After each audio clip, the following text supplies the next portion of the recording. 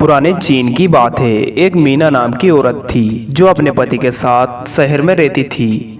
उनका अपना घर था। मीना का एक बेटा भी था जिसका नाम था राहुल। मीना रोज सुबह उठकर नहा धोकर अपने बेटे और पति के लिए नाश्ता तैयार करती।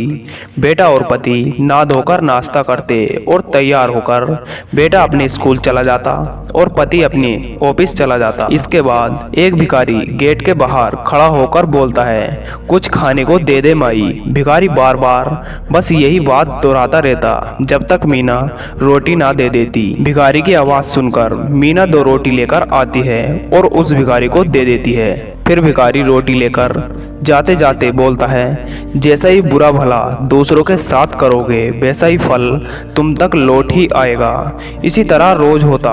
भिखारी आता रहा, मीना रोटी लाकर देती रही और भिखारी जाते जाते बस वही 2 बोल बोलकर चला जाता। एक दिन पति और बेटा दोनों सोकर लेट उठते हैं। पति जल्दी जल्दी में ऑफिस के लिए तैयार होने लगता है।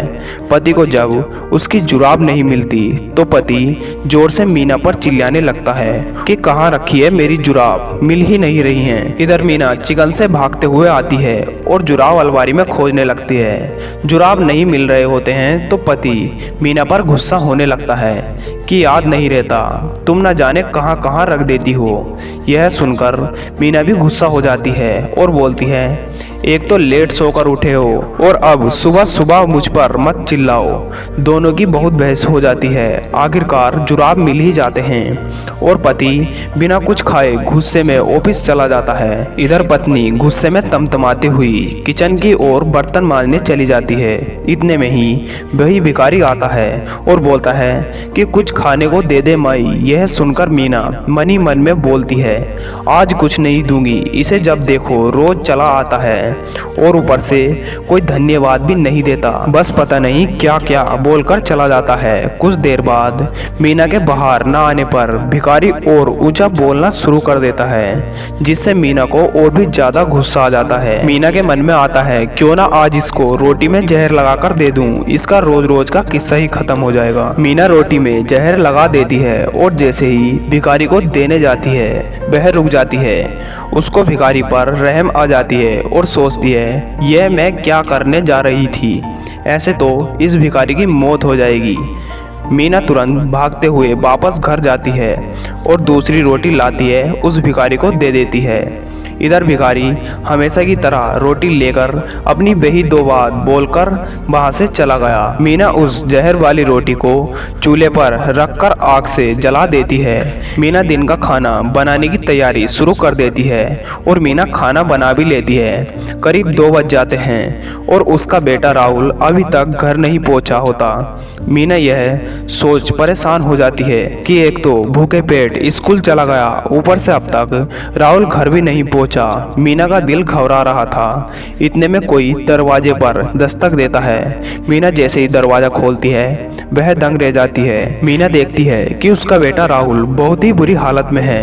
राहुल के कपड़े गंदे होते हैं और राहुल बहुत कमजोर दिख रहा होता है। मीना राहुल को पहले सोफे पर बिठाती है और पानी पिलाती है और फिर मीना पूछती है कि बेटा यह कैसे हुआ। बेटा तब बोलता है कि माँ, मैं बहुत भूखा था, जैसे ही स्कूल से बाहर आया तो रास्ते में मुझे चक्कर आ गया। माँ, आज तो मैं मर ही गया होता अगर उस भिखारी ने मुझे वो रोटी खाने को नहीं दी होती। जब मैं वहाँ रास्ते में गिरा तो वहाँ कोई नहीं था। कुछ देर बाद वहाँ वो भिखारी आया और मुझे उठाया, बोलने लगा, लो ये रोटी खा लो, इस समय मुझसे ज़्यादा तुम्हें ज़रूरत है इस रोटी की। उसने अपनी रोटी मुझे खिलाई और पानी पिलाया, तब जाकर कुछ जान में जान आई। माँ बेटे की यह बात सुन मीना का तो सर चकरा गया। मीना खुद को किसी तरह संभालती हुई रोने लगी और बेटे को सीने से लगा लिया और फिर मन ही मन में सोचने लगी कि आज मेरा बेटा उसी भिखारी की वजह से जिंदा है जिसे मैं आज वो जहर वाली रोटी देने जा रही थी। यदि आज मैंने उसे वो रोटी दे दी होती तो वह रोटी वो मेरे बेटे को दे देता और मेरा बेटा मर जाता। इतना सोच मीना रोने लगती है। अब मीना को उस भिखारी की बातें समझ आने लगती है कि भिखारी जो बोलता था वो सही बात निकली।